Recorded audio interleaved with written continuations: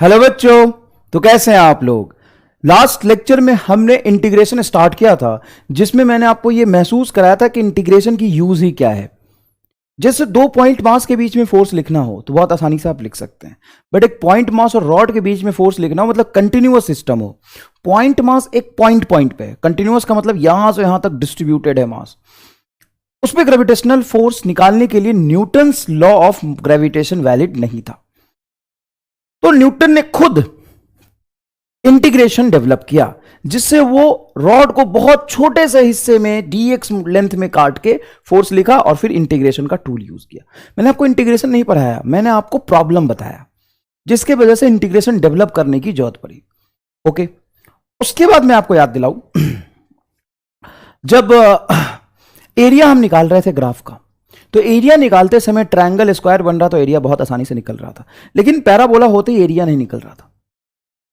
हम area normal mathematics से calculate नहीं कर पा रहे थे, तो एक बहुत छोटे से विड्थ dx में मैंने काटा और फिर छोटा सा एरिया लिखा, और फिर इंटीग्रेशन एक टूल होता है जिसमें मैंने उस एरिया को रख दिया, इंटीग्रेशन कंप्लीट एरिया निकाल के दे दिया। मतलब इंटीग्रेशन क्या करता है, एरिया अंडर द कर्व दे देता है और डिफरेंशिएशन स्लोप देता है। तो आपको ये लिख के चिपका देना है दीवार पे, differentiation means slope, integration means area under the curve.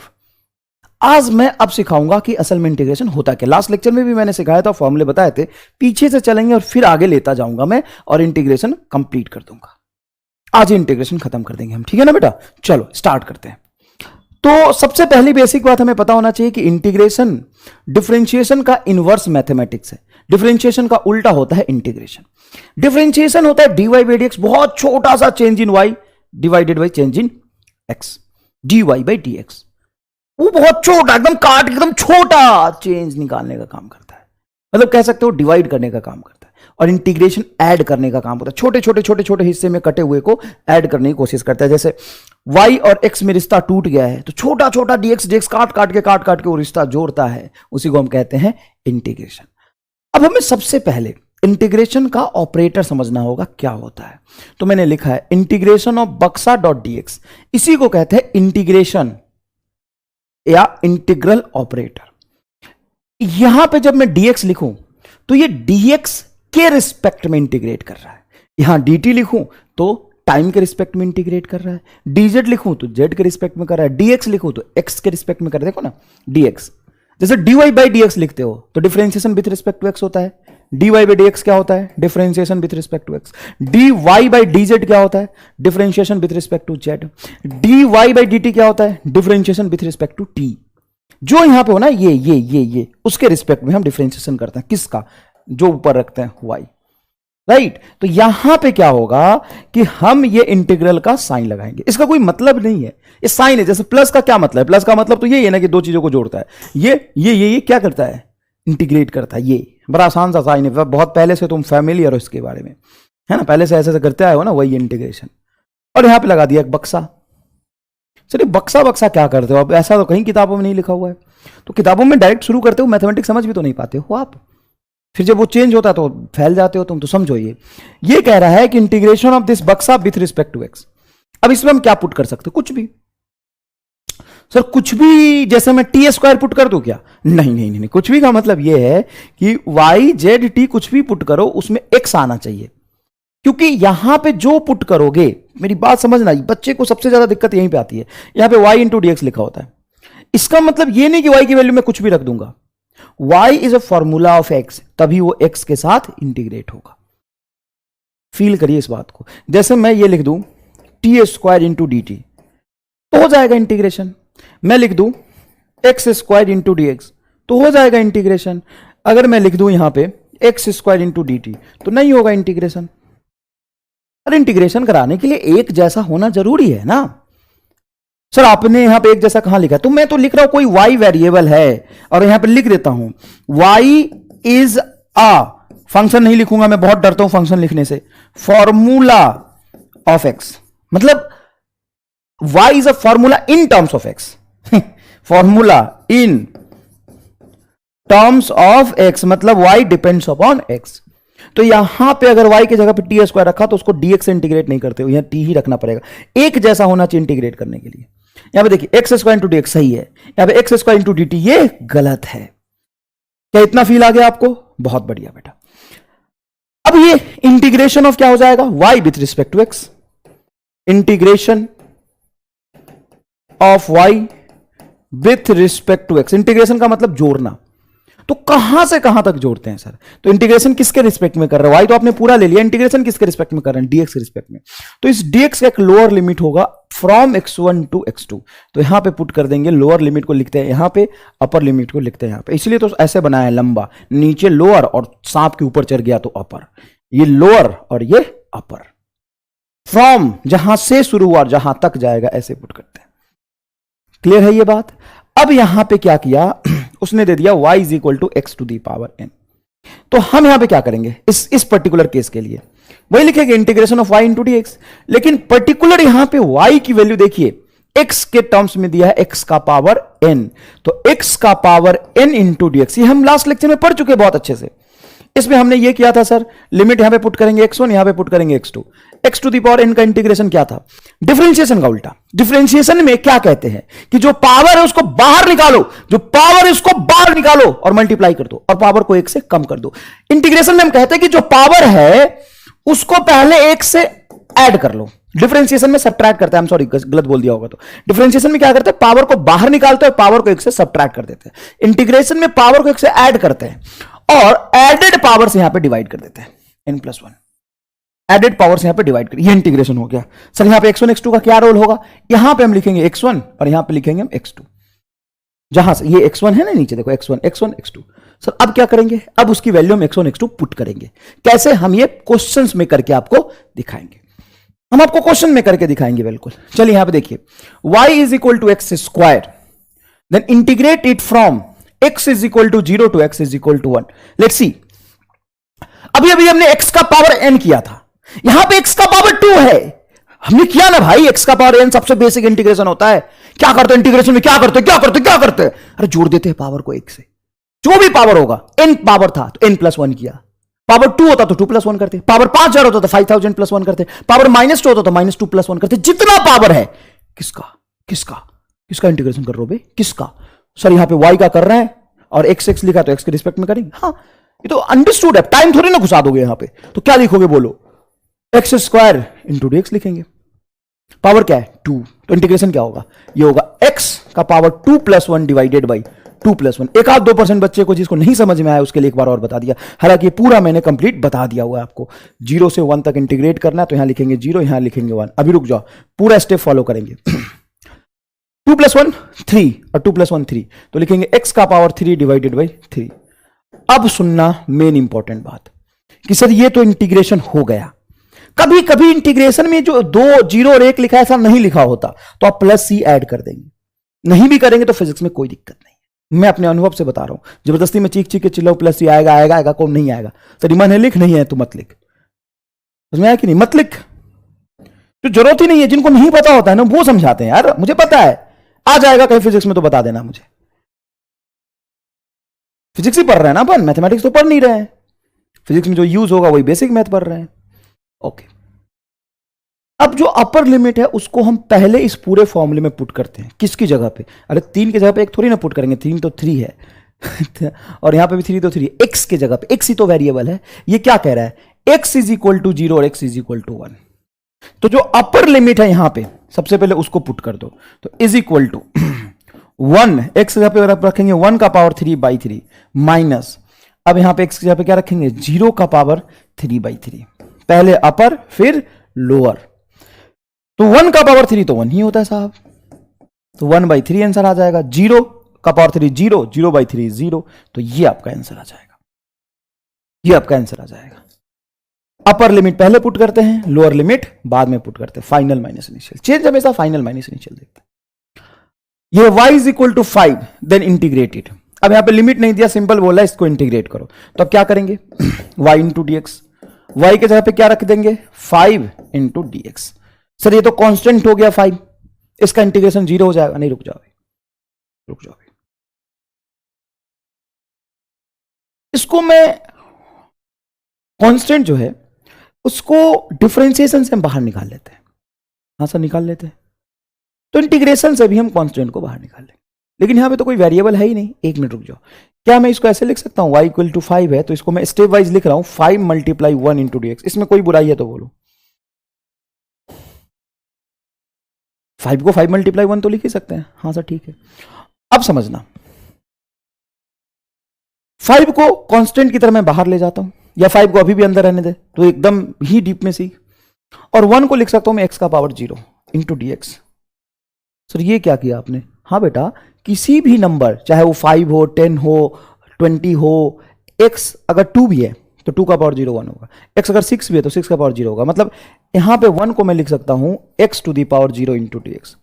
अब मैं क्या करूंगा, 5 को बाहर और x टू दी पावर 0, वही x to the power n का कंसेप्ट लगाऊंगा, तो x to the power 0 plus 1 divided by 0 plus 1। अब यहां से देखो 0 प्लस 1 इज 1 और 0 प्लस 1 इज 1, तो यहां भी 1 आ जाएगा डिवाइडेड बाई 1, और अब इसका पावर भी आ जाएगा 1, तो आंसर क्या आएगा 5x। आंसर क्या आएगा 5x। मतलब 5 का सिंपल डिफरेंशिएशन 5x है। और इसको मैं दो तरीके से विजुअलाइज कराऊंगा। पहला, ये रिजल्ट सही है या गलत पहचानने का बहुत आसान तरीका है। एक काम करिए, इसको डिफरेंशिएट कर दीजिए। पर ये घबराना नहीं है, इसको डिफरेंशिएट कर दो ना, y मान के इसको डिफरेंशिएट कर दो, differentiate with respect to x इसको। तो जब इसको तुम डिफरेंशिएट करोगे तो क्या आएगा, 5 कांस्टेंट की तरह बाहर, x का डिफरेंशिएशन x के रिस्पेक्ट में 1 हो जाता है, तो ये बचेगा तेरा 5। इसका डिफरेंशिएशन करते ही क्या बचेगा, 5 आंसर बचेगा।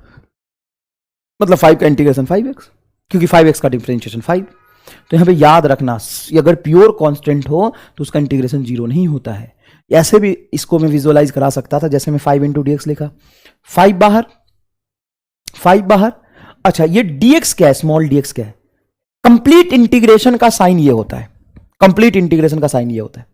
लेकिन मान लो यहां पे मैं 1 रख दूं, 5 रख दूं, 6 रख दूं, उसको इंटीग्रेशन से बाहर ले जाऊंगा, तो ये रहा इंटीग्रल का साइन, और ये dx मतलब very infinitely small change in x, एकदम छोटा सा dx, ये x को काट के dx है, और ये कहता है कि मैं सबको जोड़ दूंगा, मेरे अंदर जो डालोगे मैं उसको जोड़ दूंगा, मेरे अंदर जो डालोगे मैं उसको जोड़ दूंगा। बहुत सही, ये कहता है मैं जोड़ दूंगा, और डायरेक्ट यहां पे बक्से में कुछ ना हो, जैसे कांस्टेंट है तो उसको हम इंटीग्रेशन से बाहर ले जाएंगे। जैसे देखिए ना, यहां पे बाहर ले गया ना 5 को मैं तो कांस्टेंट बाहर चला जाएगा, तो यहां पे कुछ बचा ही नहीं, ये सीधा इंटीग्रल कहता है मैं जोड़ दूंगा, किसको जोड़ दूंगा, सीधा ये आके dx पे लग जाएगा। तो आप ऐसे भी याद रख सकते हैं, डायरेक्ट इंटीग्रेशन ऑफ dx बराबर क्या हो जाएगा, वक्स। कांस्टेंट है उसको बाहर निकालो, कांस्टेंट है उसको बाहर निकालो, और डायरेक्ट dx का इंटीग्रेशन सिर्फ x हो जाएगा, याद रख सकते हैं। तो यहीं पे हो जाता है ये 5 बाहर, integration of dx is x, that's it. तो ये तो डिटेल में मैंने ऐसे समझाया है स्टेप में, लेकिन जरूरी नहीं ये फॉलो करना, आप इसको याद रख सकते हैं बेटा, कंसेप्चुअल है बहुत ज्यादा। चलिए अब कुछ इंटीग्रेशन यहां पे फटाफट करते हैं। क्या है, integration of y into d x, जहां पे y की वैल्यू रूट एक्स है, हमें लिमिट नहीं दिया, सिर्फ इंटीग्रेट करना है, सिर्फ इंटीग्रेट करना है। तो y की वैल्यू क्या की मैंने सर, रूट एक्स। आइए, तो यह आएगा रूट एक्स का integration with respect to x। What is root x, x का पावर हाफ। रूट एक्स का मतलब होता है x का पावर हाफ। जब आप इंटीग्रेट करेंगे तो x का power half plus 1 divided by half plus 1। What is x to the power half plus 1, 3/2, और नीचे आ गया बेटा ये 3/2। अरे ऐड ही तो करना है, तो ये हो जाएगा आपका x to the power 3/2 divided by 3/2। और अगर तुम्हें थोड़ा डाउट हो तो इसको कर लेना डिफरेंशिएट, जैसे डिफरेंशिएट करेगा y बराबर रूट एक्स आएगा। अगर नहीं आया तो गलत है। फिर जिस चीज को आपने इंटीग्रेट किया है और रिजल्ट आया इंटीग्रेट करने के बाद, उसको एक बार डिफरेंशिएट करेंगे तो वही मेन फंक्शन आ जाएगा आपका, आ जाएगा। करके देखो, मैं बताऊं कैसे। मैं देख के बता सकता हूं, देख 3/2 को बाहर रखो, तुम भी बता लोगे आराम से। ये 3/2 नीचे, उसको बाहर रखो, कांस्टेंट है ना, डिवीजन में हो मल्टीप्लाई में है तो कांस्टेंट बाहर रखो, और जो पावर है उसको बाहर ले जाओ, उसको 1 से सब्ट्रैक्ट कर दो, तो 3/2 बाहर आया। तो 3/2 और 3/2 कैंसिल, अरे डिफरेंशिएशन में पावर बाहर आके मल्टीप्लाई हो जाता है, 3/2 मल्टीप्लाई और डिवीजन में 3/2 कैंसिल, और 3/2 में से 1 घटाओगे तो हाफ, मतलब रूट एक्स। एकदम जोरदार। चलो यहां देखते हैं बेटा, integration of y into d x. किसका इंटीग्रेशन करना है, x to the power 3/2 into d x. सीधा लिखो x to the power 5/2 divided by 5/2, कोई दिक्कत नहीं है। 5/2 डिवाइडेड बाई 5, 3/2 प्लस 1 और डिवाइडेड बाई 3/2 प्लस 1। चलो साहब यहां पे करना इंटीग्रेशन, हालांकि मैंने ये कर दिया सारे integration, 1/x² into d x. आप लिखेंगे इसका इंटीग्रेशन, ध्यान से सुनिएगा, 1 अपॉन एक्स स्क्वायर है, ये क्या है बेटा 1 अपॉन एक्स स्क्वायर। तो इसको ऊपर ले जाएंगे तो x का पावर -2 होगा। आप लिखेंगे x to the power -2 plus 1 divided by -2 plus 1, ये हो जाएगा x का पावर -1 डिवाइडेड बाई -1। सी -1 से डिवीजन हो या -1 से मल्टीप्लाई हो, वो पूरे वैल्यू को जस्ट निगेटिव कर देता है। तो आप इसको ऐसे लिख सकते हैं -x का पावर -1, और x टू दी पावर -1 जब x को नीचे ले जाएंगे तो उसका पावर पॉजिटिव हो जाएगा, -1 डिवाइडेड बाई x, ये आंसर आ जाएगा, ये आपका आंसर आ जाएगा। क्लियर है क्या ये बात, समझ आया? नेक्स्ट देखिए, ट्रिग्नोमेट्रिक और एक्सपोनेंशियल इंटीग्रेशन। घबराना नहीं है बेटा, पूरे फिजिक्स में अगर ट्रिग्नोमेट्री का कोई कहीं यूज होता है तो साइन और कॉस होता है। मैंने इसलिए बोला ट्रिग्नोमेट्री के बाप होता है साइन और कॉस, या ऐसे बोल दो मम्मी पापा है साइन और कॉस, और ये टेक सेक कॉट टैन ये सब उसके बच्चे हैं। ये बच्चे का कोई यूज नहीं होता है, मम्मी पापा का ही यूज होता है। तो साइन एक्स का डिफरेंशिएशन क्या होगा, सॉरी इंटीग्रेशन क्या होगा, माइनस कॉस एक्स। ये क्या होता है बेटा, minus cos x. Sign x का इंटीग्रेशन होता है माइनस कॉस एक्स, और कॉस एक्स का होता है सिंपल साइन एक्स। सर आप सीट नहीं ऐड कर रहे हो, सर आप गलत लिख रहे हो। ले ले तो ले ले ले ले क्या कर लिया, बड़ी काम कर लिया क्या? तो जो हो रहा है रिजल्ट वो उसको सीखो ढंग से। सर सेक स्क्वायर एक्स का, सेक स्क्वायर एक्स किसका डिफरेंशिएशन है, सेक एक्स का, सॉरी टैन एक्स का। तो ये हो जाएगा सेक स्क्वायर एक्स का इंटीग्रेशन हो जाएगा टैन एक्स, सिंपल। ये कॉसेक स्क्वायर एक्स हो जाएगा minus cot square x. Sir आप कॉट एक्स, सर ये कैसे लिख रहे हो आप माइनस? तो मैंने बोला था इंटीग्रेशन करते समय रिजल्ट में अगर कहीं सी आ रहा तो निगेटिव होगा। साइन का इंटीग्रेशन माइनस कॉस होता है, कॉस का इंटीग्रेशन सिर्फ साइन होता है। कॉस का इंटीग्रेशन साइन और साइन का डिफरेंशियल कॉस, कॉस का इंटीग्रेशन साइन, साइन का डिफरेंशियल कॉस। कितना इजी है, सबसे आसान इंटीग्रेशन तो e to the power x का है। E to the power x का इंटीग्रेशन सिर्फ e to the power x plus c, 1 upon x into d x. मैंने ये लास्ट लेक्चर में बता दिया था कि ये जो फॉर्मूला है, एक्स का पावर कोई भी value n into d x हो, जहां पे एक्स आपका मेन वेरिएबल है, उसका इंटीग्रेशन हम डी एक्स के रिस्पेक्ट में कर रहे हैं। एन कोई फिक्स वैल्यू होगा तो इसका इंटीग्रेशन होगा x to the power n plus 1 divided by n plus 1 plus c, and this is not valid for n is equal to -1। अगर n की वैल्यू -1 है, देखो बेटा 1 अपॉन एक्स है तो ये ऊपर जाएगा तो x is equal to -1 into d x ही तो होगा, तो ये वैलिड नहीं होता। तो इसका क्या हो जाएगा, तो याद करो किसके डिफरेंशिएशन का रिजल्ट है ये, log x का डिफरेंशिएशन क्या होता है 1 अपॉन एक्स, तो 1 अपॉन एक्स का इंटीग्रेशन log x होगा, log x on the BC। आप पूछ सकते हैं मेरे से कि सर log x का इंटीग्रेशन बताओ, मैं नहीं बताऊंगा, मैं निकाल सकता हूं 4-5 लाइन में निकल जाएगा, लेकिन उसका कहीं पूरे फिजिक्स में यूज नहीं है ना। तो करने को तो बहुत कुछ हो सकते हैं, करने को तो इसका भी इंटीग्रेशन आता, ले 1 upon root under 1 plus 2x का पावर 3/2 इंटू डी एक्स में कराऊंगा ही नहीं। सर ऐसे फंक्शन कहीं नहीं पूछा जाएगा फिजिक्स में, नहीं पूछा जाएगा भाई। और कई ऐसे चैप्टर हैं जिसमें तो इंटीग्रेशन डिफरेंशिएशन बिल्कुल ही नहीं आते, कई ऐसे चैप्टर हैं जैसे मैं आपको बता देता हूं अभी, मॉडर्न फिजिक्स, ऑप्टिक्स, इसमें ज्यादा नहीं है इंटीग्रेशन, है ही नहीं इनफैक्ट मॉडर्न फिजिक्स में, तो मॉडर्न फिजिक्स में तो है ही नहीं, थोड़ा बहुत एक आध जगह है, बहुत नॉमिनल, ठीक है ना। मैग्नेटिज्म जिसमें बार मैग्नेट वगैरह पढ़ते हैं, है ना। 11th क्लास में भी है, मैं बता देता हूं आपको, थर्मोडायनेमिक्स थर्मोडायनेमिक्स में कहीं इंटीग्रेशन डिफरेंसेस कुछ नहीं है, इसलिए केमिस्ट्री वाले भी थर्मोडायनेमिक्स पढ़ा लेते उधर, और तुमको समझ भी आता है। थर्मोडायनेमिक्स में कहीं नहीं है। फ्लूइड में कहीं इंटीग्रेशन डिफरेंशिएशन नहीं है, एक दो जगह कहीं कहीं आएगा। सबसे ज्यादा होता है काइनेमेटिक्स में, काइनेमेटिक्स में, एनएलएम में भी नहीं है, हाँ नहीं है। छोटा इंटीग्रेशन डिफरेंशिएशन 2-4 जगह है बस, बहुत छोटे हैं, और छोटे इंटीग्रेशन डिफरेंस बच्चे नहीं समझ सकते। अरे ये तुम सीख लिए, बहुत बड़ी बात है। इंटीग्रेशन डिफरेंशिएशन की एक किताब आती है बेटा मैथमेटिक्स वालों के लिए, तो तुम्हें इंटीग्रेशन डिफरेंशिएशन नहीं पढ़ना, असल में तुम्हें वो इंटीग्रेशन डिफरेंशिएशन पढ़ना है जो फिजिक्स में काम आएगा। फिजिक्स में यही काम आएगा, साइन थीटा कर लो भैया, साइन थीटा का आपने पढ़ा है कॉस, ना माइनस कॉस, साइन थीटा का इंटीग्रेशन माइनस कॉस थीटा, ये होगा। सर इसमें लिमिट भी दे दिया आपने, हाँ दे दिया, तो प्लस ही ऐड नहीं कर सकते। देखिए साइन थीटा का इंटीग्रेशन होता है माइनस कॉस थीटा, और लिमिट आपको पुट करना है बेटा 0 से लेकर के π/2 तक। तो सबसे पहले क्या करेंगे, सुनिए ध्यान से, जो माइनस है ना उसको बाहर लिख लेते हैं, अंदर क्या बचा सर कॉस थीटा। इसमें जो π/2 है वो किसकी वैल्यू है, तो किसके रिस्पेक्ट में इंटीग्रेट किया है, थीटा के रिस्पेक्ट में, तो थीटा की अपर वैल्यू है π/2, तो जो भी रिजल्ट आया है उसमें थीटा की जगह पे पाई/2 रखेंगे, तो यह आएगा कॉस पाई/2 माइनस थीटा की जगह पे फिर 0 रख लेंगे। तो ये पैटर्न होता है जो अभी अपने आपको सिखाया था। पहले जो रिजल्ट है उसमें अगर कोई मल्टीप्लेयर फैक्टर है प्लस माइनस, उसको बाहर लिख लो, कोई दिक्कत नहीं है। और थीटा की जगह पे पुट कर दो, अपर लिमिट पुट कर दो पाई/2, और फिर थीटा या जो भी एक्स है उसका लोअर लिमिट पुट कर दो 0। कॉस पाई/2 आपको याद हो तो होता है बेटा 0। कॉस पाई/2 90 डिग्री 0, और कॉस 0 डिग्री इज 1। तो ये हो जाएगा यहाँ पे -1, ये 0, तो इज इक्वल टू माइनस, और यहां पे आएगा -1, minus minus plus, +1 is a correct answer, +1 is a correct answer. Feel आया इस बात का? चलिए आगे देखते हैं। कॉस थीटा का 0 से पाई तक करना है ना। यहां पे क्वेश्चन मार्क दे देता हूं, ये हमें निकालना है। तो कॉस थीटा का जो इंटीग्रेशन होता है, cos theta into D theta, वो सिंपल होता है साइन थीटा। कॉस थीटा का इंटीग्रेशन सिंपल होता है साइन थीटा, बहुत इजी है। और कहां से कहां तक करना है इंटीग्रेशन? 0 से पाई तक, 0 से पाई तक। तो सबसे पहले यहां पे थीटा का जब है पाई रखेंगे तो ये आ जाएगा साइन पाई। और याद रखिएगा upper limit minus lower limit, क्योंकि ये इंटरवल तक आपको करना होता है, जोड़ते नहीं है, जोड़ते नहीं। जैसे मान लो कि मैं 2 बजे बैठा पढ़ने के लिए और 6 बजे तक पढ़ता रहा, तो मैं कितने घंटा पढ़ा? 10 घंटा। 2 बजे बैठा पढ़ने के लिए और फिर मैं शाम को 6 बजे तक पढ़ते रहा, तो मैं कितनी घंटा पढ़ा? 8 घंटा या 4 घंटा?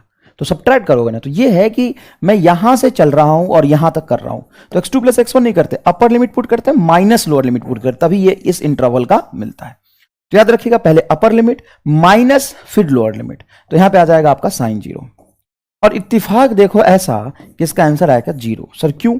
क्योंकि साइन पाई मतलब साइन 180 डिग्री, साइन 180 और साइन 0 दोनों ही 0 होता है। साइन की वैल्यू मैक्सिमम होती है 90 डिग्री पे +1, और मिनिमम होती है -270 पे। कॉस थीटा का मैक्सिमम होता है 0 पे, मिनिमम होता है 180 पे -1। तो ये वैल्यू तो मैंने आपको रटवाया था पहली क्लास में टेबल बना के। चलिए ठीक है, यहां पे देखते हैं e के पावर x टू dx का इंटीग्रेशन। चलिए 0 से 1 तक कर लेते हैं।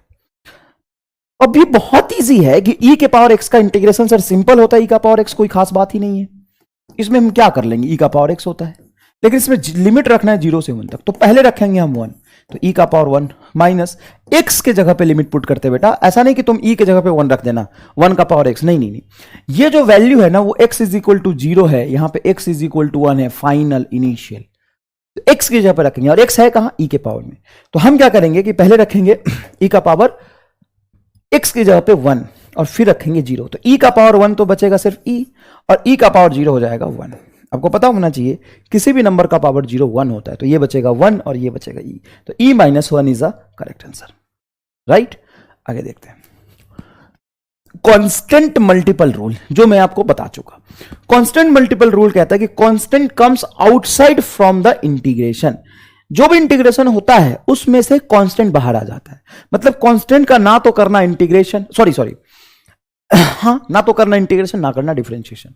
कांस्टेंट अगर कहीं मल्टीप्लाई है तो इंटीग्रेशन और डिफरेंशिएशन के फंक्शन से बाहर आ जाएगा, ठीक है बेटा। जैसे एग्जांपल है y is equal to 2 sin theta, तो y इंटू डी एक्स का जब आप इंटीग्रेशन करेंगे तो y की जगह पर रखेंगे 2 sin x। चलिए रख दीजिए 2 sin x into d x, very good, बढ़िया है sir, 2 sin x into d x. अब यहां से 2 आ जाएगा बाहर में, इंटीग्रेशन के बाहर, और साइन एक्स का इंटीग्रेशन हो जाएगा माइनस कॉस एक्स। याद रखिएगा सर थीटा नहीं लिखा, कोई बात नहीं बेटा, यहां पे ट्रिगोनोमेट्रिक फंक्शन में एक्स जो है वो थीटा को, एंगल को रिप्रेजेंट कर रहा है। साइन थीटा, यहाँ पे साइन एक्स लिखा है, तो यहाँ पे डीएक्स के साथ रिस्पेक्ट में इंटीग्रेशन हो रहा है। इसके रिस्पेक्ट में हो रहा है, डीएक्स के रिस्पेक्ट में। तो 2 बाहर और साइन थीटा का integration minus cos theta. Clear है? प्लस से ऐड करना है, कर लीजिए, कोई खास बात नहीं। जैसे मान लीजिए यहाँ पे y is equal to 3x², integration करना है, इसका इंटीग्रेशन करना है, तो क्या करेंगे y into d x. Y की जगह पे क्या रखेंगे बेटा? 3x²। लेकिन आपने अभी अभी पढ़ा कि जब हम इसको 3x² इंटू डी एक्स करेंगे, देखिए बेटा y की जगह पे ये 3x² दिया हुआ था, ठीक है, तो 3 बाहर चला जाएगा, और x² का इंटीग्रेशन करेंगे तो 2 + 1 डिवाइडेड बाई 2 + 1। अब फटाफट देखिएगा ध्यान से, 2 + 1 नीचे हो जाएगा, डिनोमिनेटर में 3 और 3 कैंसिल, x का पावर 3 + c आंसर आ जाएगा। और इस बात को बहुत अच्छे से आप रियलाइज कर सकते हो, इसको डिफरेंशिएट करो तो, 1 मिनट यार, ये पावर में 3 ढंग से नहीं दिख रहा, 3 + c, हाँ प्लस सी, इसको डिफ्रेंशिएट करो तो एक्स क्यू का डिफ्रेंशिएशन हो जाएगा 3x²। बेटा पावर बाहर, डिफ्रेंशिएशन बोल रहा हूं, पावर बाहर और 3 - 1 2 तो 3x², और ये देखो 3x² है, और प्लस सी का डिफ्रेंशिएशन आप जानते हो 0 हो जाएगा। बहुत ईजी है बेटा। इफ के इज कॉन्स्टेंट, सिर्फ के ही नहीं, इफ के is constant and Q1 and Q2 charge के बारे में अगर also constant, charge is also constant, charge भी कॉन्स्टेंट है, तो इसका इंटीग्रेशन करें। ये 12th क्लास के पहला चैप्टर में ये इंटीग्रेशन आपको करना है, देखिएगा ध्यान से। हाँ 11th क्लास में भी ऐसा करना है ग्रेविटेशन में। देखिए मैंने क्या लिखा है, बहुत भारी भरकम सा फॉर्मूला लिखा, लेकिन घबराना नहीं है सर, इतना भारी लिख दिया घबराना भी नहीं है। अरे ना लाला ना सर, क्यों? क्योंकि मैं कह रहा हूं कि के is constant and Q1 Q2 is also constant, मतलब के भी कांस्टेंट है, Q1 Q2 भी कांस्टेंट है, तो सारे इंटीग्रेशन से बाहर चले जाएंगे। जितने भी कांस्टेंट होते हैं वो सारे ही इंटीग्रेशन से कहां चले जाते हैं, बाहर। तो अब क्या लिखेंगे यहां पे, देखिएगा ध्यान से, इंटीग्रेशन सॉरी बाहर आ जाएगा के Q1 Q2 integration of 1/r² into dr। और वैसे भी अगर ना भी कांस्टेंट दिया होता तो भी बेस्ट पॉसिबल अगर मुझे सॉल्व करना है तो मैं उसको कांस्टेंट ही मानता। क्यों? क्योंकि यहां पे है dr, मतलब r के रिस्पेक्ट में, देखो dr मतलब r के रिस्पेक्ट में इंटीग्रेशन करना है, और देखो r कहीं तो करेगा, वो अपने जैसे का इंटीग्रेशन करेगा कि किसी को भी पकड़ के इंटीग्रेशन कर देगा, ऐसा नहीं है। देखो Q1 का इंटीग्रेशन dr नहीं करेगा, हाँ ऐसा होता ना बेटा, q इंटू डी, देखो कितना आसान है, तो इसका इंटीग्रेशन ये dq करता। फील आ रहा है इस बात का? तो चलो यहां से बेटा बाहर चला जाएगा आपका k Q1 Q2, और आप ध्यान से देखिए नीचे है स्क्वायर, तो ऊपर लिखेंगे तो r का पावर -2, तो इसको लिखेंगे आप r का पावर -2 + 1 डिवाइडेड बाई -2 + 1। करना है सी ऐड तो ले कर ले। अब आंसर हो जाएगा आपका -k Q1 Q2 divided by r। Sir ये नहीं आया रामलाल, अभी तुम्हें 6 बार बता चुका हूं मैं इंटीग्रेशन। ये k Q1 Q2 तो एज इट इज बाहर रहेगा, ये आ जाएगा -1/r। बहुत आसान है बेटा, बहुत आसान है। Next is addition rule. Addition rule and subtraction rule एक ही जैसा होता है, और इसके पढ़ने से पहले ये खुश हो जाओ, इसमें मल्टीप्लिकेशन रूल होता है लेकिन तुम्हें नहीं पढ़ना, कहीं फिजिक्स में यूज नहीं है। अरे भाई अगर मैं तुम्हें अभी नहीं पढ़ाऊं और फिजिक्स में यूज आ जाए तो मुझे दिक्कत होगा ना, नहीं है बेटा, कोई यूज नहीं है फिजिक्स में मल्टीप्लिकेशन रूल का, समझ में आया कि नहीं आया? पूरे फिजिक्स में कहीं नहीं है, तो तुम्हें वो नहीं पढ़ना। सिर्फ एडिशन सब्ट्रैक्शन, और एडिशन और सब्ट्रैक्शन रूल एक ही जैसा होता है कि हमें इंटीग्रेशन करना है। जैसे मान लीजिए ये फंक्शन गिवन है और हमें इसको इंटीग्रेट करना है, तो ध्यान से देखिए, integration of y into d x लिखेंगे सबसे पहले। सर क्यों? क्योंकि y t का फॉर्मूला है, z का है कि x का है? सर x का है, तो इसका इंटीग्रेशन x के रिस्पेक्ट में ही होगा बाय डिफॉल्ट, बताने की जरूरत ही नहीं है। जिसका फॉर्मूला है उसी के रिस्पेक्ट में इंटीग्रेट होगा। आसान है बेटा इंटीग्रेशन।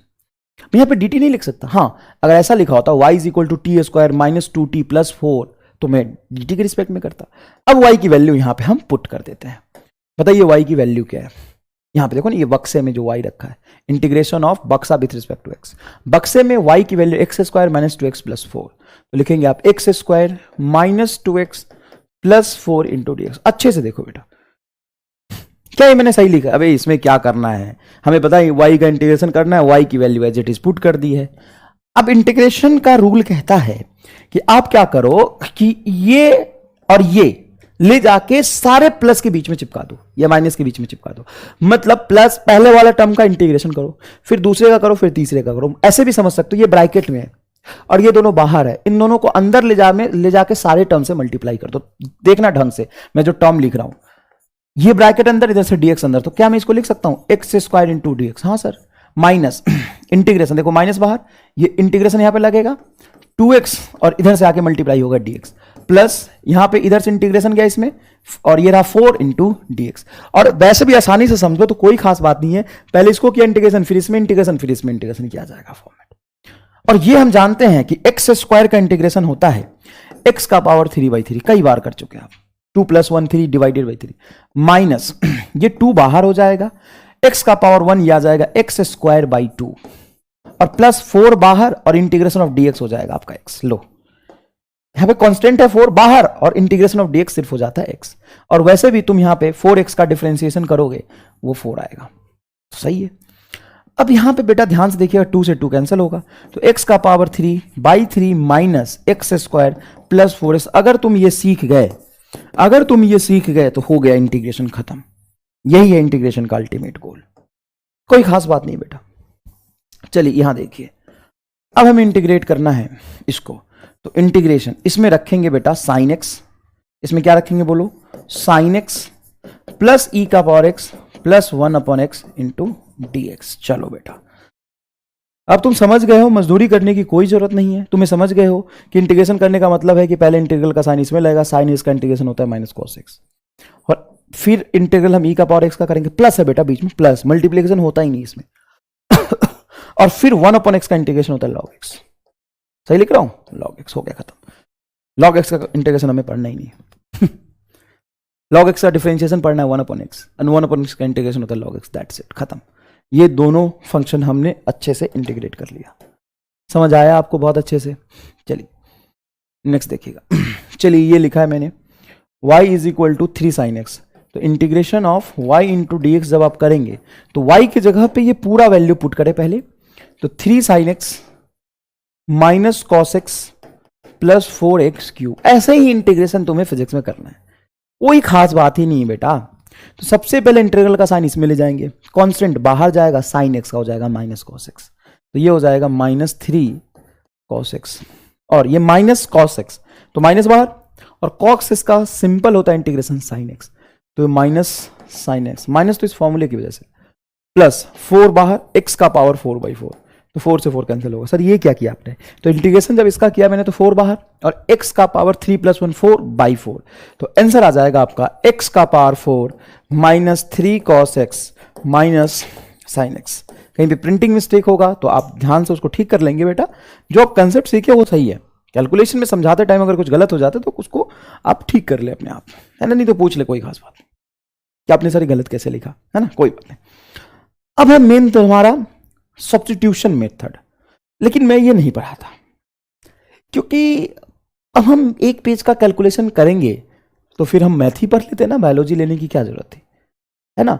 तो यहां भी इंटीग्रेशन के लिए मैंने डिफाइन किया हुआ आउटसाइड इनसाइड रूल, और ये आउटसाइड इनसाइड रूल जो इसको हम चेन रूल ऑफ इंटीग्रेशन भी कहते हैं, जैसे चेन रूल ऑफ डिफरेंशिएशन होता है उस तरीके से चेन रूल ऑफ इंटीग्रेशन भी है ये। तो यहां पर समझना, ये आउटसाइड इनसाइड रूल डिफरेंशिएशन से इजी है, क्योंकि डिफरेंशिएशन के आउटसाइड इनसाइड रूल में क्या था बताइए, डिफरेंशिएशन ऑफ आउटर फंक्शन। कई बच्चे मेरे से ये पूछ रहे थे बेटा, मैं उनको सॉल्व कर देता हूं, कई बच्चे ये सवाल पूछ रहे थे, कई बार पूछे बेटा, पता नहीं क्यों, 3 - 4x का पावर 3 ऐसा कुछ पूछ रहे थे, या फिर मैं ले लेता हूं यहां पे 2 - 4x का पावर 3 ऐसा ले लेता हूं। बोले सर इसमें आउटर इनर कौन होगा, हमको नहीं आ रहा समझ, ठीक है मैं बताता हूं। सबसे पहले तो ये हिंट दिया था मैंने कि ब्रैकेट के जो अंदर होता है वो होता है इनर, और ब्रैकेट के आउटर होता है पावर। हाँ बच्चा यहां से कंफ्यूज हो सकता है e का पावर x, तो सुनो ध्यान से, इसमें जब तुम लिखते हो ना e का पावर x, तो इसमें एक्सपोनेंशियल फंक्शन बोलते हैं, e पहले आता है और फिर अंदर में है ये x, अंदर में है, इसके e के अंदर में ऐसे लिखते हैं हम x। हाँ इसको e वाला कहानी अलग है, हम इसको ऐसे लिखें e का पावर x² - 4x, तो तुम पहले इसको आउटर थोड़ी ना मान लोगे यार, इसके पावर को, हाँ ऐसा नहीं, इसमें e के पावर समथिंग का इंटीग्रेशन होगा, e का पावर समथिंग, e अलग कहानी है ना। लेकिन जब तुम यहां जाओगे e में तुम समझो ना, ये 2 3 4 है, x नहीं है, ये 2 का पावर x² - 4, तो इसमें 2 का पावर ये अंदर आ जाएगा, 2 के पावर में अंदर में है ये, ठीक है। लेकिन जब यहां पे लिखते हो सिंपल x के फंक्शन में, जैसे 2 - 4x का पावर 3, समझ में आया कि नहीं है। तो अब यहां पे समझना, ऐसे मैं लिखूं y = x4, तो ये मेन वेरिएबल है, ठीक है ना, y = x4, तो इसका इंटीग्रेशन कैसे करेंगे आप, इसका सॉरी डिफरेंशिएशन कैसे करेंगे आप, इसका डिफरेंशिएशन में पावर बाहर ले आएंगे, तो 4x का पावर 3, ठीक है बेटा। उसी तरीके से कोई भी टर्म जब इस तरीके से लिखा हो तो ये तुम्हारा अंदर में इसको समथिंग टाइप मान लो, और ऐसे बोलो समथिंग का पावर 3 है। 3 को अगर आउटर मान लोगे तुम, 3 को अगर पहले डिफरेंशिएट करो तो 3 तो एक कांस्टेंट हो, तो खत्म ही हो जाए कहानी। देखो ना बेटा, ये x पहले आया है ना, तो इसको हम अंदर मतलब x पहले आया, x y = x का पावर 4, तो आप इसको क्या बोलेंगे, ये x का पावर 4 है, ठीक है ना बेटा। तो इसका डिफरेंशिएशन करते समय इसके पावर को डील करेंगे, 4 बाहर आ जाएगा, x का पावर 3 हो जाएगा। उसी तरीके से यहां समझो कि अंदर में पूरा फंक्शन है, उसका पावर ये 3 है, तो इसको डिफरेंशिएट करेंगे तो हम बोलेंगे ऐसे समथिंग का पावर 3, हम क्या बोलेंगे, समथिंग का पावर 3। जब हम इसको डिफरेंशिएट करेंगे तो 3 बाहर सॉरी 3 बाहर, और जो समथिंग होगा 2 माइनस 4x उसको एज इट इज रखेंगे, 3 माइनस 2 सॉरी 3 माइनस 1 आ जाएगा, मल्टीप्लाई, फिर जो समथिंग है जो इनर है उसको डिफरेंशिएट करेंगे। तो 2 का डिफरेंशिएशन बोलो क्या होगा बेटा, 2 का डिफरेंशिएशन सर 0, माइनस 4 बाहर, x का डिफरेंशिएशन हो जाएगा 1, तो ये माइनस 4 बचेगा। तो यहां पे लिखेंगे minus 4 multiply 3 minus 12, 2 minus 4x का पावर 2, ये आंसर हो जाएगा dy बाई dx। ये आंसर हो जाएगा आपका dy बाई dx। समझ आया ये बात, घबराना नहीं है ना, बहुत ईजी है।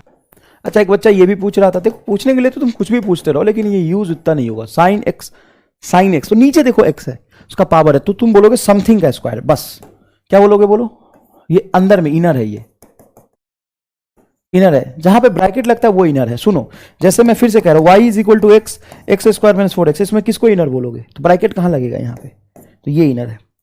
और यहां पे क्या कर रहे हो तुम, यहां पे लिख रहे हो y is equal to sine x का ब्रैकेट फिर होल स्क्वायर, ऐसे थोड़ी ना लिखोगे, y is equal to sine x का ब्रैकेट लगा के तो होल स्क्वायर लिखोगे यार, तो साइन एक्स तुम्हारा इनर, स्क्वायर आउटर, तो क्या करोगे बोलो, तो ऐसे लिखो 2 बाहर और as it is sine x का पावर 2 माइनस 1, 2 माइनस 1 1 ही हो जाएगा, और अंदर में साइन एक्स का डिफरेंशिएशन हो जाएगा cos x, तो y इज इक्वल टू होगा 2 sine x into cos x। बस इसको आप फॉर्मूला भी यूज कर सकते हो, याद करो 2 sine x into cos x इसका फॉर्मूला है, ये फॉर्मूला है साइन 2x का, ये हो जाएगा y is equal to sine 2x। ठीक है बेटा, तो 2 डाउट मैंने देखे थे, कहीं मुझे मिला था। तो डिफरेंशिएशन में क्या करना पड़ता है आपको, कि पहले आपको आउटर फंक्शन का डिफरेंशिएशन करना पड़ता है और उसके अंदर inner function as it is रखना पड़ता है, फिर डिफरेंशिएशन ऑफ इनर फंक्शन, मतलब 2 बार डिफरेंशिएट करना पड़ता है, चेन रूल इसीलिए कहते हैं, आउटसाइड इनसाइड, पहले आउटसाइड का फिर। लेकिन इंटीग्रेशन बड़ा आसान है। कैसे सर, देख लो, पढ़ लो फॉर्मूला। जब भी तुम्हें अटपटा फंक्शन लिखे, अजीब सा फंक्शन दिखे, तो कुछ नहीं करना, integration of outer function keep inside as it is, मतलब जैसे आपने किया था, आउटर को डील कर रहे थे तो अंदर वाले को भी छोड़ दिया था, फिर बाद में अंदर वाले को किया था। तो यहां पे क्या लिखेंगे, integration of outer function keep inside as it is divided by multiplier of x, यहां पे जिसके रिस्पेक्ट में आप इंटीग्रेट कर रहे हैं, जैसे एक्स है dx है, तो y एक्स का फॉर्मूला होगा, तो उसमें कुछ ना कुछ x का मल्टीप्लायर होगा, और उसके x के मल्टीप्लायर से आप डिवाइड कर देंगे, coefficient of x multiplier of x से डिवाइड कर देंगे, हो गया। इसमें 2 बार इंटीग्रेशन नहीं करना ना। तो सर वो सब्स्टिट्यूशन मेथड हमने सीखा था, वो तूने मजदूरी कर लिया था, करके दिखाऊं क्या, नहीं करूंगा, तुम्हारा सब आंसर आएगा। मतलब तुम्हें आगे चल के हो सकता है कि कहीं दूसरे स्टेप में दिक्कत आ, लेकिन इंटीग्रेशन में दिक्कत नहीं आने दूंगा मैं, ये मेरी गारंटी है ना, कि वो इंटीग्रेशन तक हम कैसे पहुंचे उसमें तुम्हें दिक्कत आ सकता है, लेकिन इंटीग्रेशन करने में दिक्कत नहीं आएगा। मेरा MR का जुबान है, ये तेरा MR स्टार रूल है। अब तुम लाइव होते तो हल्का मचा देते एकदम, लेकिन कोई बात नहीं, घर पे बैठ के ही तहलका मचा लेना तुम, है ना। आओ दिखाता हूं, और दिखाता हूं। जैसे मान लो मुझे इंटीग्रेशन करना है sine 2x into d x, sine 2x into d x, ठीक है बेटा, अब समझना। तो सर इसका इंटीग्रेशन क्या होगा, अब अंदर में सिर्फ x नहीं है, सिर्फ थीटा नहीं है, ये 2x है, तो क्या करेंगे, साइन समथिंग का इंटीग्रेशन माइनस कॉस समथिंग होता है, साइन थीटा का इंटीग्रेशन माइनस कॉस थीटा होता है, साइन टी का माइनस कॉस टी होगा, साइन थीटा का माइनस कॉस थीटा होता है, तो साइन समथिंग का होगा माइनस कॉस समथिंग। और सर समथिंग का इंटीग्रेशन ना ना ना ना ना, एक्स का मल्टीप्लायर क्या है 2 डिवाइडेड बाई 2, प्लस ही करना है, तेरी खुशी है कर दे, गम है मत कर, छोड़ दे। ये आंसर आ गया भाई, हाँ ये आंसर है एकदम जोरदार। देखो इधर, sine 2x plus 4 into d x, बताओ क्या होगा सर, इसमें इंटीग्रेशन होगा माइनस, माइनस क्यों लिख रहा हूं, क्योंकि साइन का इंटीग्रेशन होता है माइनस, साइन समथिंग तो minus cos something, as it is एकदम रहने देंगे, मतलब कोई लोचा ही नहीं है यार। डिवाइडेड बाई यहां पे बताओ मल्टीप्लायर, साइन का मल्टीप्लायर क्या है, सॉरी एक्स का मल्टीप्लायर क्या है, 2 से डिवाइड कर दो, हो गया, प्लस सी, मौज करो बे, मौज करो एकदम। चलो देखो ये इंटीग्रेशन करना है, e का power 4x into d x, क्या लिखोगे, e के पावर समथिंग का इंटीग्रेशन भी e का power something divided by x का मल्टीप्लायर 4 प्लस सी, आंसर। मतलब तुम्हारा मैं समझ रहे हो 4-5 स्टेप बचा रहा हूं मैं यहाँ पे। अगर मैं तुम्हें करके दिखाता ना तो अभी सारे बच्चे लेटे मिलते हैं, अंधेरी घाटियों में लेट के तरफ रहे होते। ये देखो, ये तो करा ही दिया मैंने, फिर से कर लिख देता हूं, sine 2x plus 4 minus cos 2x plus 4 divided by x का मल्टीप्लाई 2 प्लस c आंसर। कोई खास बात नहीं है। e का पावर माइनस 3x, e का पावर माइनस 3x, तो सुनिए ध्यान से, e का पावर माइनस 3x मतलब e का पावर समथिंग, e के पावर समथिंग का इंटीग्रेशन होता है e का पावर समथिंग, e का पावर समथिंग 3x। x का मल्टीप्लायर क्या है यहाँ पे -3, तो divided by -3 plus c answer. x के मल्टीप्लायर, x का जो x जिससे मल्टीप्लाई में 2 4 6 उससे डिवाइड कर देंगे बस, उसे क्या करेंगे अपन, डिवाइड कर देंगे बस। इससे आसान फिजिक्स क्या हो सकता है बता बेटा।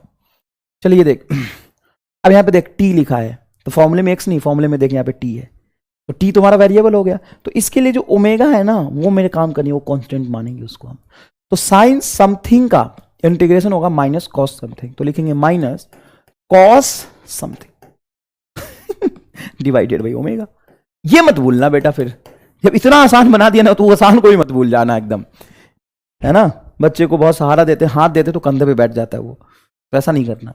मेहनत, इतना तो संघर्ष करो। एक लाइन है तो उसको भी मत भूलना, है ना। चलो जैसे मैं मान लो y इज इक्वल टू मैंने लिखा 4 साइन 3 थीटा, इसको इंटीग्रेट करना है, इसको क्या करना है, इंटीग्रेट करना है, integration of y into D theta. अब यहाँ पे integration of y into d x नहीं लिख सकते क्योंकि y किसका फॉर्मूला है, थीटा का।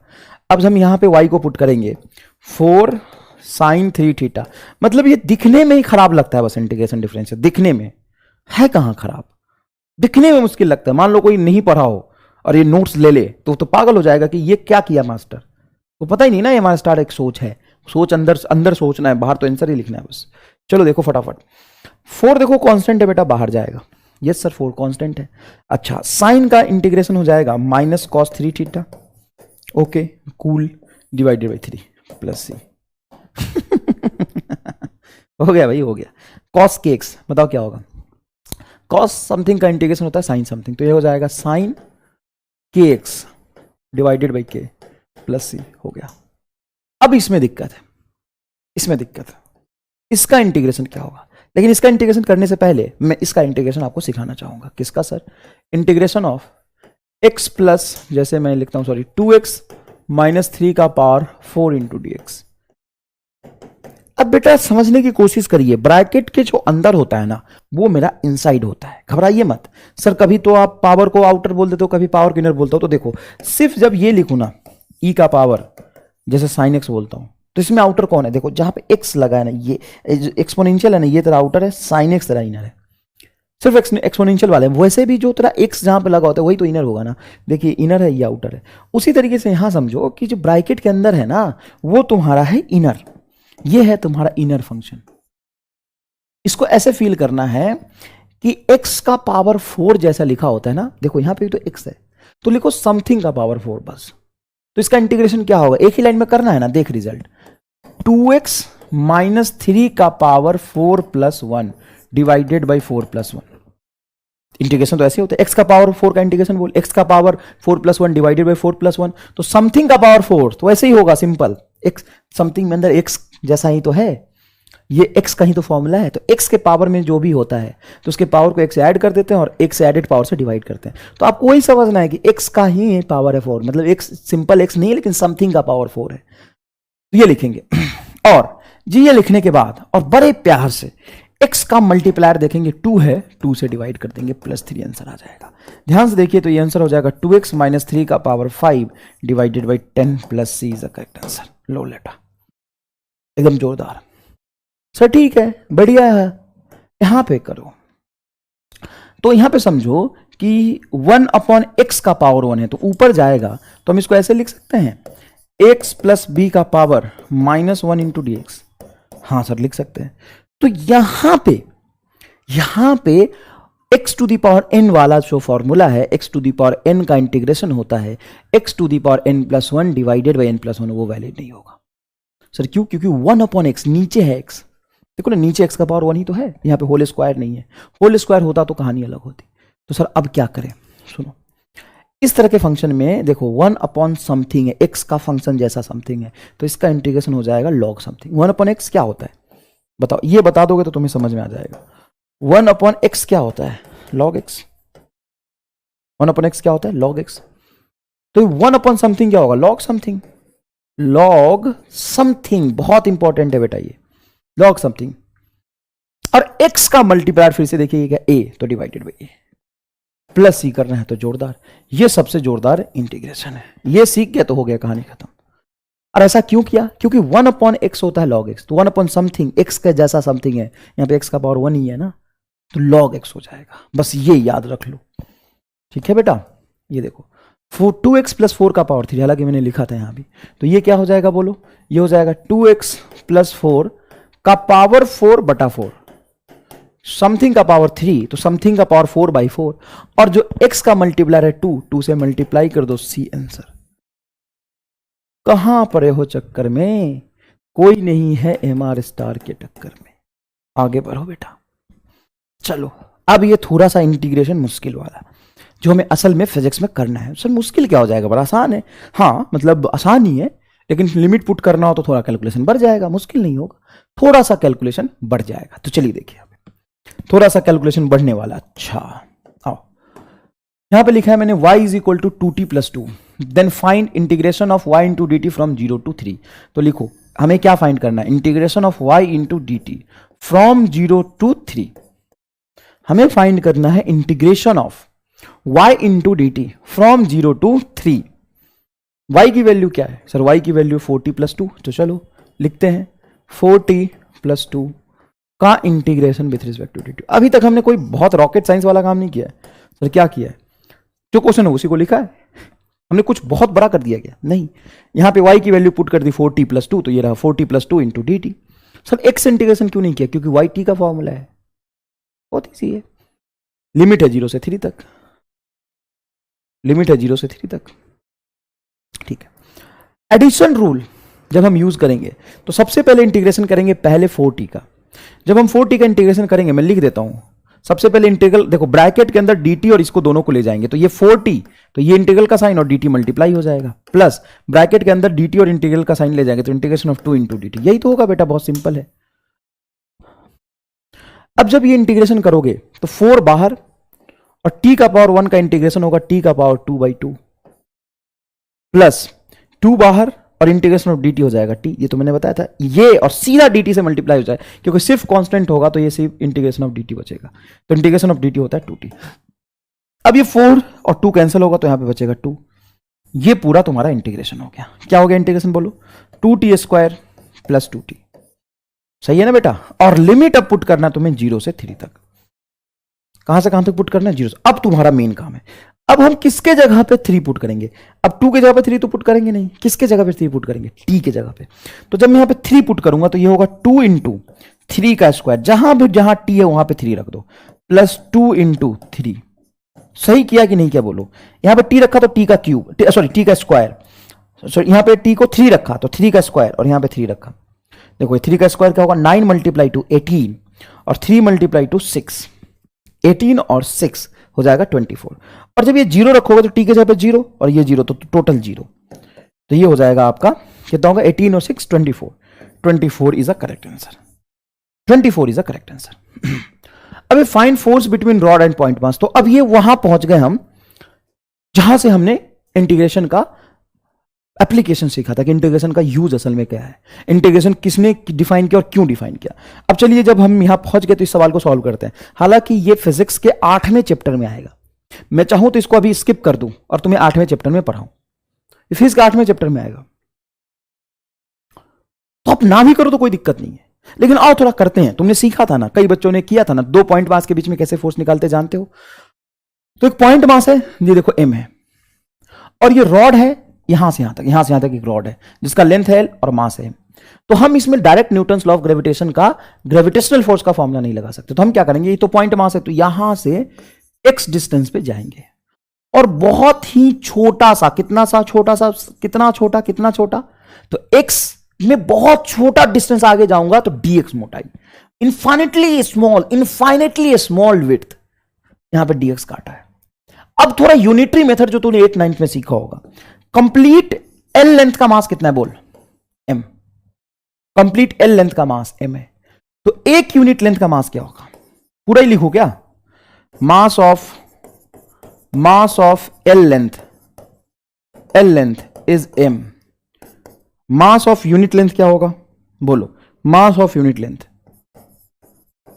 Mass of unit length is m by L. अरे भाई एल लेंथ का मास m है तो एक यूनिट लेंथ का मास होगा m बाई एल। जैसे 10 मीटर लेंथ का मास m है तो एक मीटर क्या क्या होगा m बाई 10। तो dx विड्थ का कितना होगा, mass of dx length, dx length ये होगा m by l into dx, ये हो जाएगा m by l into dx। अब आ जाओ वापस, तो ये छोटा सा यहां पे एकदम छोटा सा मास ऑफ dx लेंथ, छोटा सा लेंथ का, छोटा सा एकदम छोटू सा लेंथ का छोटा सा मास है m by l into dx। अब हमें क्या करना है, इस मास और इस छोटे से मास को, ये पॉइंट मास होगा, इन दोनों के बीच में ग्रेविटेशनल फोर्स लिखना है। तो बताओ, ये पॉइंट मास तो पूरा m लिया और एकदम छोटा सा मास, एकदम छोटू सा मास, तो छोटू सा मास की वजह से छोटू सा फोर्स लगेगा df। गजब बच्चे को यही नहीं समझ आता है, समझ, एकदम छोटा सा मास, एकदम छोटू सा पिद्दू सा। अरे बड़ा मास है कैपिटल में, बहुत इन्फाइनेटली स्मॉल हिस्से में काटा है, तो छोटे से मास पे इस मास की वजह से जो फोर्स लगेगा वो छोटा सा लगेगा। तो छोटा सा डी, छोटा सा कैसे लिखते हैं, df, छोटा सा फोर्स एकदम df, एकदम छोटा फोर्स। ये डी मतलब दिल्ली नहीं है, डी मतलब वो ABCD वाला डी नहीं है, तुम वो मत समझो कि डी का कोई मतलब नहीं, बस ये कह रहा है एकदम छोटा, ये फोर्स ही है, very small force, small force. मतलब मैं F लिखूं तो फोर्स और DF लिखूं तो एकदम छोटू सा फोर्स, छोटा सा मास पे लगने वाला। यहां पे जब मैं इसको DX लिख रहा हूं तो छोटा सा लेंथ, ये DM लिख रहा हूं तो ऐसा नहीं कि मास के जगह पे कुछ और आ गया, छोटा सा मास है, M भी मास होता है और DM छोटा सा मास होता है। तो फोर्स होगा G, ये स्मॉल m और ये छोटा सा मास DM, डिवाइडेड बाय दोनों के बीच की डिस्टेंस x²। ये है क्या। अब छोटा सा मास तो हमें नहीं पता था, तो हमने छोटा सा मास यहां पे निकाल के रखा है, तो इसको पुट करते हैं, इसको हम पुट कर देते हैं। तो ये बनेगा df is equal to g small m बटा x²। छोटा सा मास बोल, capital M by l into x, तो ये होगा capital M by l into dx। Capital M by l into dx की वैल्यू रख दी मैं dm के लिए। अब यहां से ध्यान से देखो, कांस्टेंट क्या क्या है बताने की जरूरत नहीं, रॉड का लेंथ l फिक्स है और g फिक्स है, स्मॉल m फिक्स है, कैपिटल M फिक्स है, तो सब बाहर आ जाएगा। तो df के फॉर्मूले में बचेगा g capital M small m by L integration of 1 upon x² into dx। और ये इंटीग्रेशन मैंने आपको 20 बार करा दिया, 20 बार, 20 टाइम्स करा दिया भाई साहब। 20 बार नहीं कराया होगा तो बोला तो मैंने 20 बार होगा इसका फॉर्मूला, इस तरह का इंटीग्रेशन का फॉर्मूला। तो ये कांस्टेंट बाहर, तो यहां पे इंटीग्रेशन साइन लगा तो यहां भी लगा, दोनों तरफ इंटीग्रल का साइन लगा। आई एम सॉरी, इस स्टेप के बाद मैंने क्या किया, कांस्टेंट को बाहर निकाला और दोनों तरफ इंटीग्रेशन का साइन लगा दिया। अब देखो यहां पे जैसे इंटीग्रेशन ऑफ dx क्या होता है x, इंटीग्रेशन ऑफ dA क्या होगा a, इंटीग्रेशन ऑफ dt क्या होगा t, सारी चीज तो वही है ना बेटा। तो उसी तरीके से इंटीग्रेशन ऑफ df क्या हो जाएगा f, तो इंटीग्रेशन ऑफ df हो जाएगा आपका f। थोड़ा सा मैं इसको ऊपर ले लेता हूं ना, ठीक है, कोई दिक्कत नहीं, कोई दिक्कत नहीं। तो ऊपर गया भी है कि नहीं, ठीक, अरे यार जा ही नहीं रहा ऊपर, ये तो ऊपर जा रहा है लेकिन लिखा हुआ यहीं रह जा रहा है। Sorry sorry sorry sorry sorry sorry Shaktimaan, sorry Shaktimaan. इससे अच्छा मैं इस स्टेप को ऊपर ना लिख लूं फिर। चलो इंटीग्रेशन ऑफ df बोलो क्या होगा f, तो ये रहा f क्यों, तो देखना भाई, इंटीग्रेशन ऑफ df क्या होगा f होगा। ठीक है sir, okay, it's okay, right right right, जैसे dx का सीखा है वैसे ही वो सबका होगा। g capital m small m L बाहर, तो g capital M small m बटा l बाहर। ठीक है, g capital M small m बटा l बाहर, right sir, very good very good very good. और 1 अपॉन x² इंटू dx का इंटीग्रेशन। लेकिन सर x कहां से कहां तक वेरी कर रहा होगा, ये भी एक लोचा है। क्या x की वैल्यू मैं यहां ले सकता हूं, नहीं नहीं सर, रॉड तो यहां से शुरू हो रहा है, जहां से रॉड शुरू होगा उसी में तो जाके लेंथ काटोगे। तो x की मिनिमम वैल्यू कितनी हो सकती है, स्मॉल r, और मैक्सिमम वैल्यू कितनी हो सकती है, तो मैक्सिमम x को कहां ले जा सकते हो, यहां तक, तो r प्लस एल, यहां से मेजर करता हुआ जा रहा हूं, तो मैक्सिमम वैल्यू हो जाएगा r प्लस एल। तो इसका इंटीग्रेशन करोगे तो बेटा आएगा -1 अपॉन r, -1 अपॉन r, क्यों बेटा, क्योंकि x के टर्म्स में किया, sorry sorry sorry, -1 upon x, ये इंटीग्रेशन आ जाएगा -1/x क्यों, तो 1/x² इंटू ds का इंटीग्रेशन करो, फटाफट -1/x आ जाएगा। अब लिमिट पुट करो r से r प्लस l तक, थोड़ा सा मजदूरी करो बेटा, r से लेके r प्लस l तक, x की जगह पे पहले रखो r प्लस l और फिर रखो r, तो तेरा आंसर आ जाएगा सॉल्व करके g capital M small m divided by l into r plus l, ये आ जाएगा। 1 मिनट रुक जाओ बेटा, 1 मिनट रुक जाओ बेटा, मैंने गलत लिखा है क्या, हाँ गलत लिखा है, मैं आपको पूरे अच्छे से समझाता हूं। ये आ जाएगा r into r plus l. Sir ये तो पहला ही सवाल था, इसमें ही आपने कैलकुलेशन खा गया, कोई बात नहीं, आप कर सकते हैं बेटा, इतना कमजोर नहीं है आप क्या करें, माइनस को बाहर रखे और x की जगह पे लिखे r प्लस एल। मैं कर देता हूं, तुम पे भरोसा नहीं कर सकते, मैं कर देता हूं। f is equal to g capital M small m बटा, नीचे आ गया था l और ये था माइनस को भी बाहर रख सकते हैं हम, यहां पे अपर लिमिट रखेंगे r प्लस एल -1/r, देख ले यही कह रहा हूं, g capital M small m बटा l बाहर और इसके जगह पे रखा r plus L -1/r, r plus L -1/r। Sir ये माइनस क्या कर रहा था, ये तो मल्टीप्लाई में था ना, बाहर में ये तो मल्टीप्लाई में था ना फॉर्मूले के, और ये रखा पहले अपर फिर लोअर, तो इस माइनस को अगर मैं अंदर ले जाऊं तो ये हो जाएगा माइनस, ये हो जाएगा प्लस, पहली बात कर लो, तो g capital M small m बटा l ये हो जाएगा 1/r -1/r प्लस l। तो एक और शॉर्ट ट्रिक है, मैं पहले इसलिए नहीं बताना चाह रहा था कि तुम कंफ्यूज हो जाओगे, जब भी बाहर माइनस लगा हो तो माइनस को हटाने का एक MR स्टार। सर क्या, माइनस को इग्नोर कर दो, मतलब लिखा हुआ है उसको तुम भूल जाओ, उसको प्लस मान लो और पहले लोअर फिर अपर लिमिट रख दो एक ही बात है, वही कंसेप्ट ही तो है। ये जब माइनस अंदर गया तो लोअर लिमिट आगे आ गया और अपर लिमिट पीछे जाके माइनस हो गया, तो तुम माइनस को पहले इग्नोर करो ना, 2 स्टेप खा जाओ बीच में। हाँ कर सकते हो, डायरेक्ट माइनस को इग्नोर करो, पहले लोअर लिमिट रख दो फिर अपर रख दो। अब बेटा समझना, g capital M small m बटा l और ये हो जाएगा बेटा r into r plus l, ऊपर में क्या हो जाएगा, ये r plus l minus r। अब ध्यान से सुनना, इस r से r कट गया, हाँ सर कट गया, प्लस है माइनस था, और l मल्टीप्लाई और नीचे l है, देखो यहाँ पे l और l से l कटेगा, और एक स्टेप लिख लेता हूं नहीं तो तू घबराएगा, g capital M small m, यहाँ पे सिर्फ l बचा divided by l into r plus l into r, l से l भी कट गया तो क्या बचा, g capital M small m divided by r into r plus l।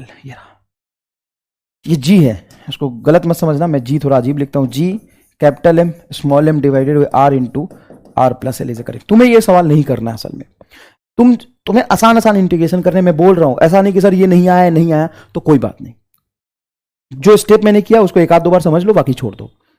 ये कैलकुलेशन है, ये तो इंटीग्रेशन है भी नहीं, तुम कैलकुलेशन करते जाओगे। अब ये तुम्हें एग्जैक्टली 4 महीने बाद पढ़ना है, 5 महीने बाद, तो 5 महीने तक प्रैक्टिस कर करके तुम सीख जाओगे। अगर थोड़ा भी नहीं आया तो छोड़ दे, मैं बोल रहा हूं, और माफी चाहता हूं मैं नहीं कराया, लेकिन जिसको आ रहा है वो सीख लो। और सुनो समझना यहां पे कि हमने फोर्स तो निकाला है, ये बेटा नहीं समझ पाते, ड्रॉपर वाले भी नहीं समझ पाते जल्दी से इंटीग्रेशन, ये मुश्किल वाला है, मुश्किल इंटीग्रेशन में से आता है ये। तुम्हें बस एक स्टेप मैंने दिखाया, झलक दिखाया कि ऐसे ऐसे इंटीग्रेशन आ सकते हैं। हालांकि ये फिजिक्स में कई जगह इस तरह के इंटीग्रेशन बनते हैं जहां पर रॉड और पॉइंट के बीच में तुम्हें electrostatic force, magnetic force, gravitational force लिखना होता है। इसका भी एक MR स्टार है जो मैं बता देता हूं बच्चों को, बच्चा इंटीग्रेशन नहीं करता है, वो सीधा आंसर लिख लेता है। जब भी तुम्हें लीनियर डिस्ट्रीब्यूशन में इंटीग्रेशन करना पड़े, तो वहां पे मैं ये बताता हूं कि तुम क्या करो कि पहले एक एंड का डिस्टेंस ले लो, फिर दूसरे एंड का डिस्टेंस ले लो और डायरेक्ट फोर्स लिख दो। तो बच्चा यहां पे डायरेक्ट MR स्टार लगा लेता है, कहता है फोर्स बराबर, जब भी पॉइंट और रॉड के बीच में ग्रेविटेशन, इलेक्ट्रोस्टैट, कई जगह आएगा ना, ये ग्रेविटेशन में आएगा, इलेक्ट्रोस्टैट में आएगा, मैग्नेटिज्म में आएगा, डायरेक्ट कहता है कि जी स्मॉल m कैपिटल M, इस पॉइंट से रॉड के इस एंड का डिस्टेंस r और इससे इस एंड का डिस्टेंस ये l प्लस r, तो ये l प्लस r दोनों डिस्टेंस को मल्टीप्लाई कर देता है, आंसर आ गया। यही निकाला है अपन ने। तो हमें तो स्टेप समझना था, लेकिन स्टेप के साथ साथ मुझे ये भी देखना था कि MR स्टार क्या लगा सकते। तो हालांकि ये बहुत जल्दी 4-5 महीने पहले तुम्हें मैंने बता दिया, लेकिन ये सीखने की जरूरत अभी नहीं थी बेटा, ये भी बिल्कुल भी सीखने की जरूरत नहीं था। तो ये इंटीग्रेशन है, थोड़ी सी इंटीग्रेशन की प्रैक्टिस, लिमिट वाले इंटीग्रेशन की प्रैक्टिस थोड़े से और करें। जैसे प्रैक्टिस के लिए मैं यहाँ पे लिख देता हूँ 1-2 सवाल। जैसे मान लो मैं इंटीग्रेट करूँ बेटा sine theta into D theta का 0 से पाई तक, है ना, तो इसका जो आंसर आएगा वो भी मैं लिख देता हूँ, इसका आंसर आएगा 2। अब तुम कर लेना, साइन थीटा का इंटीग्रेशन माइनस कॉस थीटा होगा और माइनस कॉस थीटा का लिमिट रखना पाई और 0, सॉरी पाई और 0, आंसर आ जाएगा और जोरदार आएगा, जबरदस्त आएगा, 2 आएगा, ये तो पक्की बात है। अब मान लो कॉस थीटा का इंटीग्रेशन करना है 0 से 2 पाई तक, ये निकालना, इसका आंसर आएगा 0, इसका आंसर आएगा पक्की बात है 0। अच्छा अगर मैं कॉस थीटा का इंटीग्रेशन पूछ दूं तुमसे डी थीटा, ये पूछ देता हूं मैं तुम्हें पाई से 2 पाई तक, तो ये कर लेना, ये आएगा -2, ये आएगा -2, पक्की बात है ये आएगा -2। ठीक है बेटा। अब थोड़े से x वाले डिफरेंशिएशन, जैसे t वाले, या मान लो ये है तेरा t square plus D T, sorry T square plus 2t, इसका इंटीग्रेशन करना है हमें 1 से 2 तक। ठीक है बेटा, 1 से 2 तक। एक मिनट 2t प्लस 2 करना है, हाँ, इंटू डी टी, ऐसे फंक्शन आता है असल में। 2t प्लस 2 सिंपल एकदम, इसका इंटीग्रेट करके लिमिट पुट करते हैं, आंसर निकाल देना, एकदम आसान से मैंने फंक्शन दिया। ठीक है। अब फाइनली कुछ बच्चे कह रहे थे लॉग, मैं बेटा लॉग भी पढ़ा दूंगा, यूज आने से पहले मैं लॉग पढ़ा दूंगा। लॉग क्या होता है थोड़ा बहुत मैं बता दूंगा, चिंता मत करना। ठीक है ना। और हम नेक्स्ट लेक्चर से यूनिट एंड डायमेंशन स्टार्ट करेंगे। यूनिट एंड डायमेंशन बहुत इंपॉर्टेंट चैप्टर है, जो फिजिक्स का पहला चैप्टर हम कह सकते हैं, यूनिट एंड डायमेंशन से हमारा सिलेबस शुरू होता है। ठीक है। अच्छा कुछ बच्चे फिजिकल वर्ल्ड देख लेंगे, फिजिकल वर्ल्ड हमारा इंपॉर्टेंट सेक्शन नहीं है बिल्कुल भी, एनसीईआरटी का पहला चैप्टर फिजिकल वर्ल्ड, वो पूरे फिजिक्स की भविष्य के बारे में बात करता है, कौन सा क्या होता है, कैसे होता है, साइंटिस्ट किसने क्या किया, ये हिस्ट्री है, फिजिक्स नहीं है ना। उससे नीट में से क्वेश्चन आता है, ना जेई में आता है और ना ही बोर्ड में आता है। उसको वो पढ़ने का मतलब है कि फिजिक्स में आगे क्या क्या चला है, अभी तक क्या हुआ है क्या नहीं हुआ है, वो सारी चीज़ें आप समझ जाएंगे जब थोड़ी बहुत फिजिक्स सीख लेंगे। तो अब मैं ऐसे ऐसे टर्म्स यूज़ करूँ जिसका नाम ही तुमने नहीं सुना है, उसका कोई मतलब नहीं है बेटा। ठीक है ना। असल में कॉम्पिटेटिव टेम्परामेंट का मतलब, कॉम्पिटेटिव अप्रोच का मतलब ये होता है कि हर वो चीज़ हमें पढ़नी है जिससे हम डॉक्टर बन जाएं। ठीक है ना। तो आपको डॉक्टर हम बना देंगे, चिंता करने की जरूरत नहीं है। अच्छा कई बच्चे बोलते हैं सर आप डॉक्टर हो क्या? हाँ, हम दूसरे वाले डॉक्टर हैं, पीएचडी वाले डॉक्टर है ना। तो ठीक है, नेक्स्ट लेक्चर में जो कल ही है हम पढ़ेंगे यूनिट एंड डायमेंशन। तब तक के लिए जय हिंद, जय भारत।